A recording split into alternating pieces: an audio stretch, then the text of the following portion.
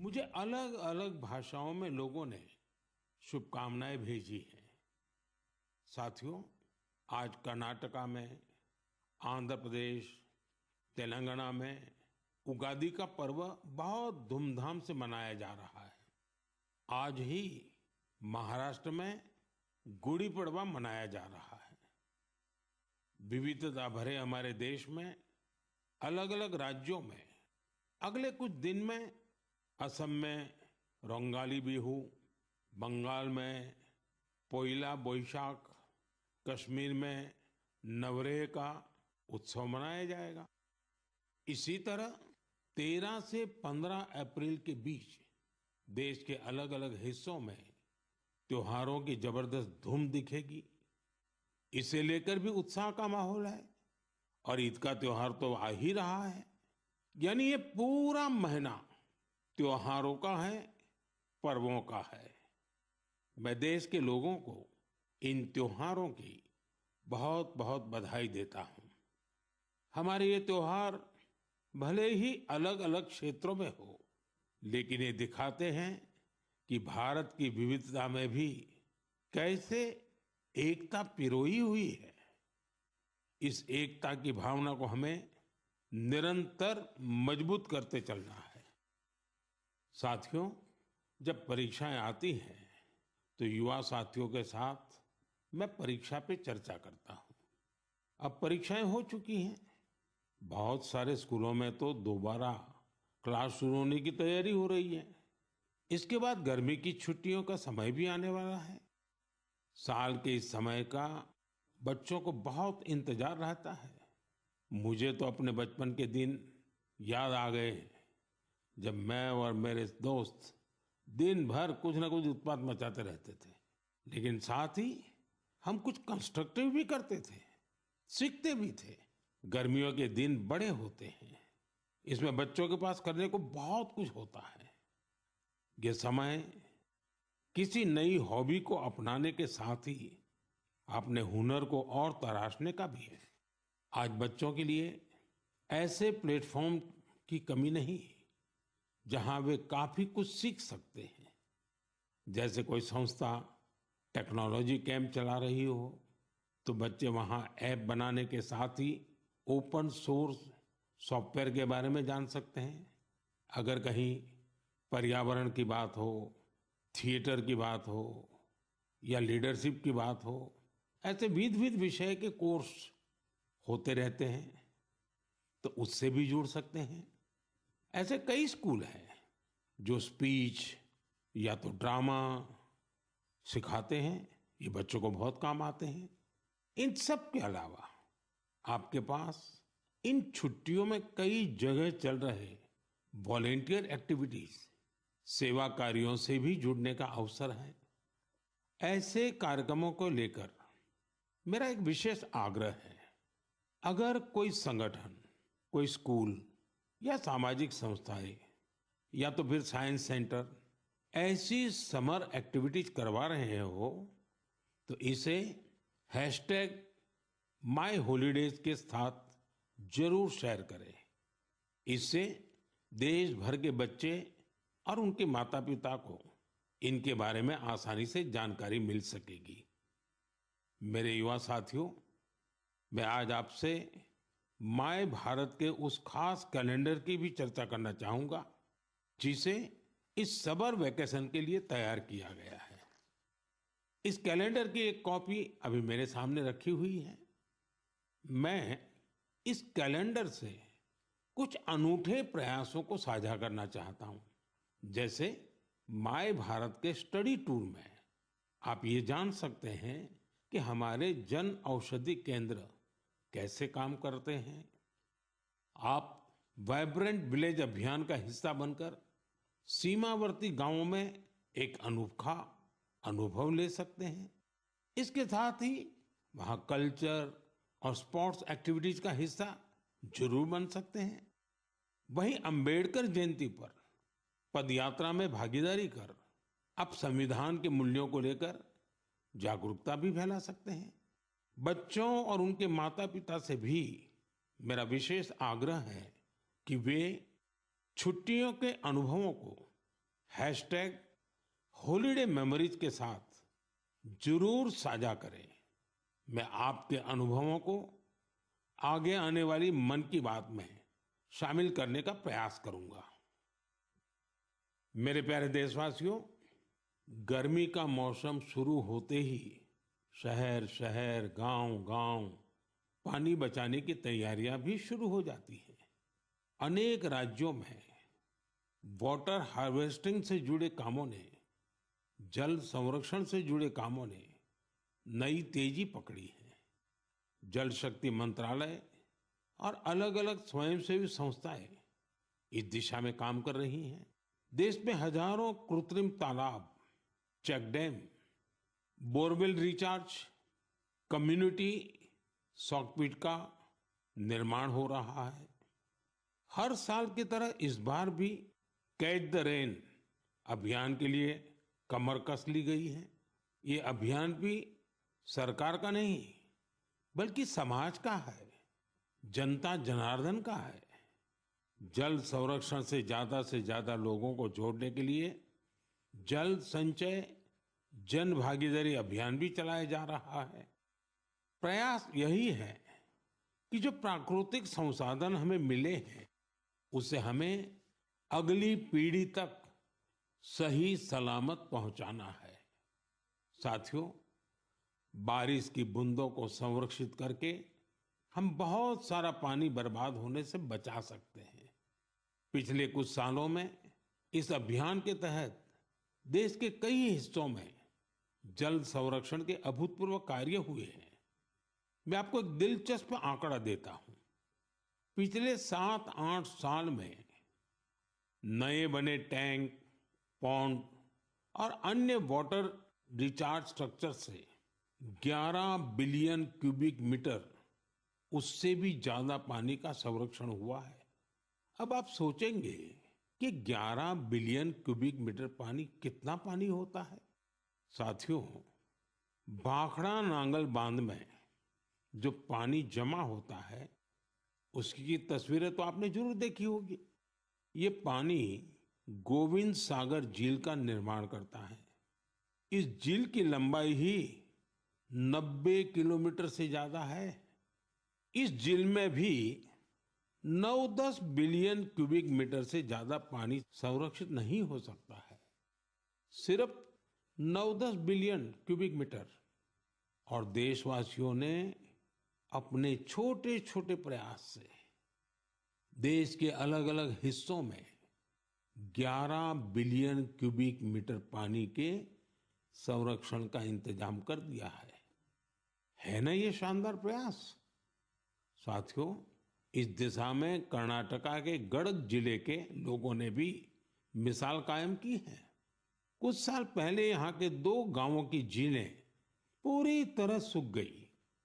एक समय ऐसा भी आया जब वहां पशुओं के पीने के लिए भी पानी नहीं बचा।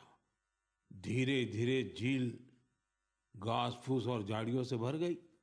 लेकिन गांव के कुछ लोगों ने झील को पुनर्जीवित करने का फैसला किया और काम में जुट गए।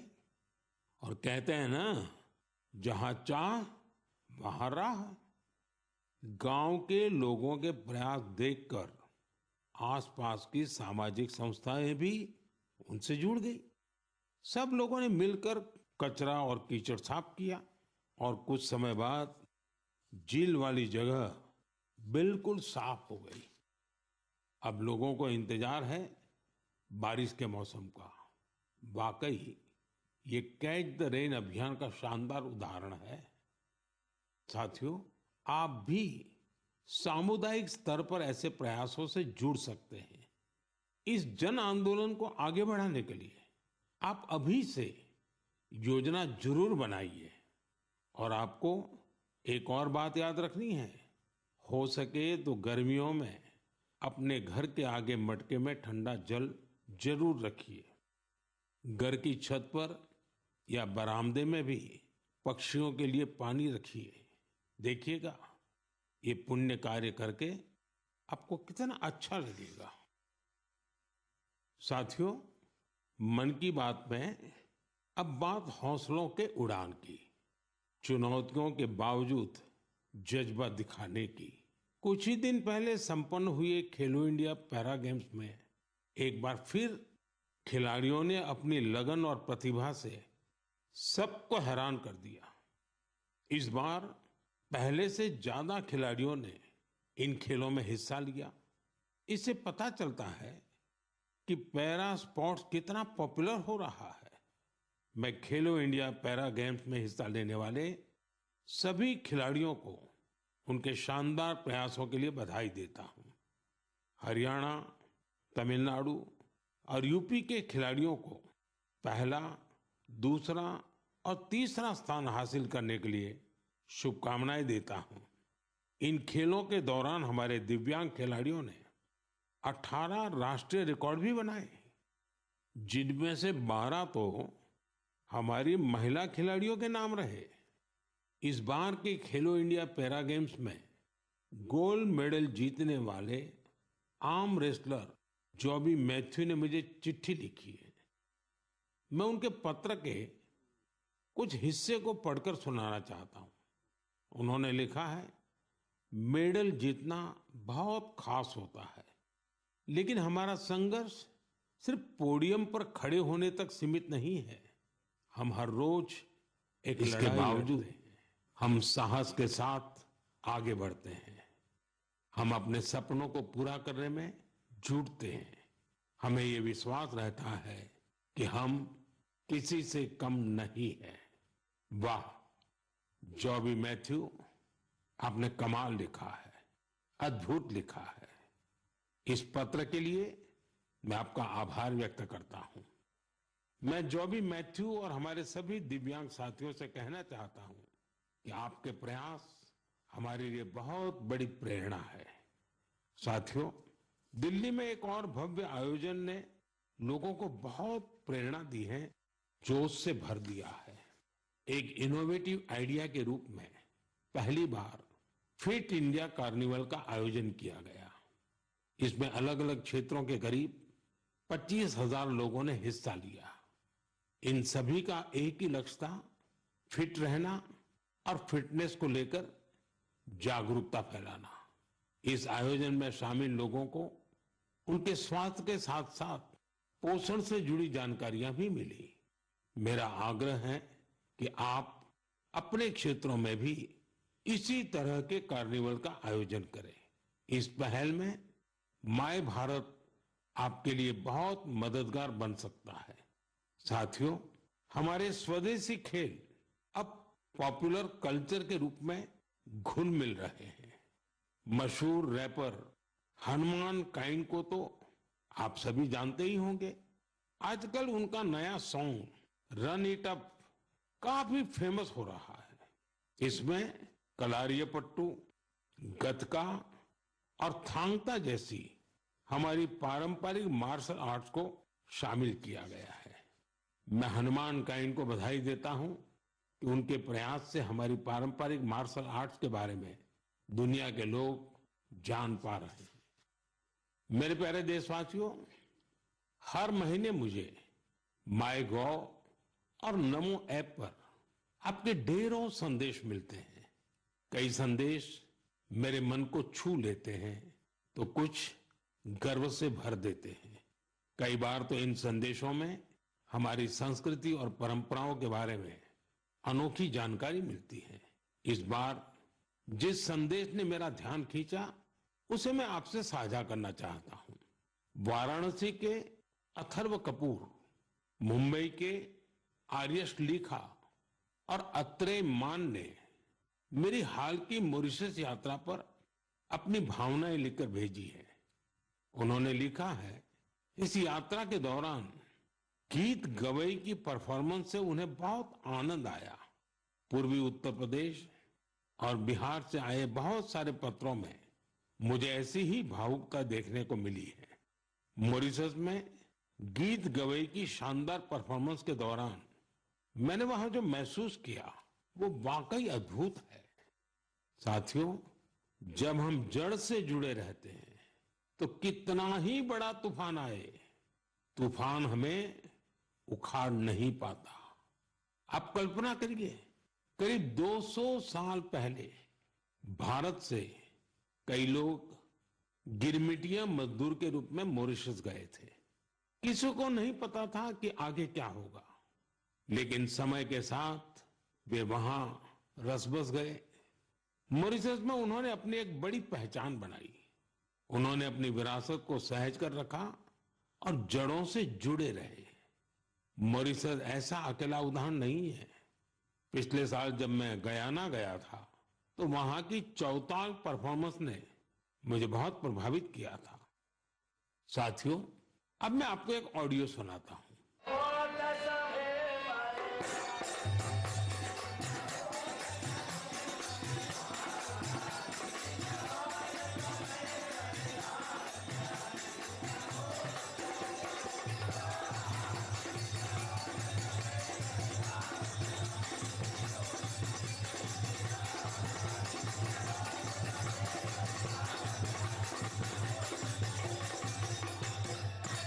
आप जरूर सोच रहे होंगे कि ये तो हमारे देश के किसी हिस्से की बात है, लेकिन आपको यह जानकर हैरानी होगी कि इसका संबंध फिजी से है।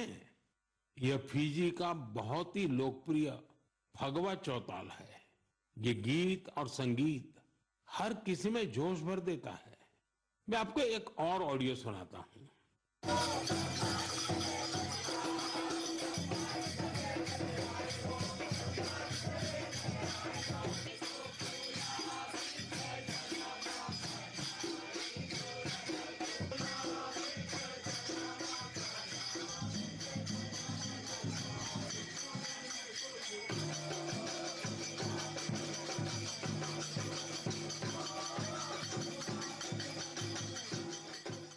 ये ऑडियो सूरीनाम का चौताल है। इस कार्यक्रम को टीवी पर देख रहे देशवासी सूरीनाम के राष्ट्रपति और मेरे मित्र चान संतोखी जी को इसका आनंद लेते हुए देख सकते हैं। बैठक और गानों की यह परंपरा त्रिनिदाद एंड टोबैगो में भी खूब लोकप्रिय है। इन सभी देशों में लोग रामायण खूब पढ़ते हैं। यहाँ फगवा बहुत लोकप्रिय है और सभी भारतीय पर्व त्योहार पूरे उत्साह के साथ मनाए जाते हैं। उनके कई गाने भोजपुरी, अवधी या मिश्रित भाषा में होते हैं। कभी कभार ब्रज और मैथिली का भी उपयोग होता है। इन देशों में हमारी परंपराओं को सहेजने वाले सभी लोग सराहना के पात्र हैं। साथियों, दुनिया में ऐसे कई संगठन भी हैं जो वर्षों से भारतीय संस्कृति को संरक्षित करने का कार्य कर रहे हैं। ऐसा ही एक संगठन है Singapore Indian fine arts society. भारतीय नृत्य, संगीत और संस्कृति को संरक्षित करने में जुटे इस संगठन ने अपने गौरवशाली 75 साल पूरे किए हैं। इस अवसर से जुड़े कार्यक्रम में सिंगापुर के राष्ट्रपति श्रीमान Tharman Shanmugaratnam ji guest of honour थे। उन्होंने इस ऑर्गेनाइजेशन के प्रयासों की खूब सराहना की। मैं इस टीम को अपनी ढेर सारी शुभकामनाएं देता हूं। साथियों, मन की बात में हम देशवासियों की उपलब्धियों के साथ ही अक्सर सामाजिक विषयों को भी उठाते हैं। कई बार चुनौतियों पर भी चर्चा होती है। इस बार मन की बात में मैं एक ऐसी चुनौती के बारे में बात करना चाहता हूं जो सीधे हम सबसे जुड़ी हुई है। ये चुनौती है टेक्सटाइल वेस्ट की। आप सोच रहे होंगे, ये टेक्सटाइल वेस्ट क्या नई बला आ खड़ी हुई है? दरअसल टेक्सटाइल वेस्ट पूरी दुनिया के लिए नई चिंता की एक बड़ी वजह बन गया है। आजकल दुनिया भर में पुराने कपड़ों को जल्द से जल्द हटाकर नए कपड़े लेने का चलन बढ़ रहा है। क्या आपने सोचा है कि जो पुराने कपड़े आप पहनना छोड़ देते हैं उनका क्या होता है? यही टेक्सटाइल वेस्ट बन जाता है। इस विषय में बहुत सारी ग्लोबल रिसर्च हो रही है। एक रिसर्च में ये सामने आया है, सिर्फ 1% से भी कम टेक्सटाइल वेस्ट को नए कपड़ों में रिसाइकिल किया जाता है। 1% से भी कम। भारत दुनिया का तीसरा ऐसा देश है जहां सबसे ज्यादा टेक्सटाइल वेस्ट निकलता है। यानी चुनौती हमारे सामने भी बहुत बड़ी है, लेकिन मुझे खुशी है कि हमारे देश में इस चुनौती से निपटने के लिए कई सराहनीय प्रयास किए जा रहे हैं। कई भारतीय स्टार्टअप्स ने टेक्सटाइल रिकवरी फैसिलिटीज पर काम शुरू किया है। कई ऐसी टीमें हैं जो कचरा बीनने वाले हमारे भाई बहनों के सशक्तिकरण के लिए भी काम कर रही हैं। कई युवा साथी सस्टेनेबल फैशन के प्रयासों में जुड़े हैं। वे पुराने कपड़ों और जूते चप्पलों को रिसाइकल कर जरूरतमंदों तक पहुंचाते हैं। टेक्सटाइल वेस्ट से सजावट की चीजें, हैंडबैग, स्टेशनरी और खिलौने जैसी कई वस्तुएं बनाई जा रही हैं। कई संस्थाएं आजकल सर्कुलर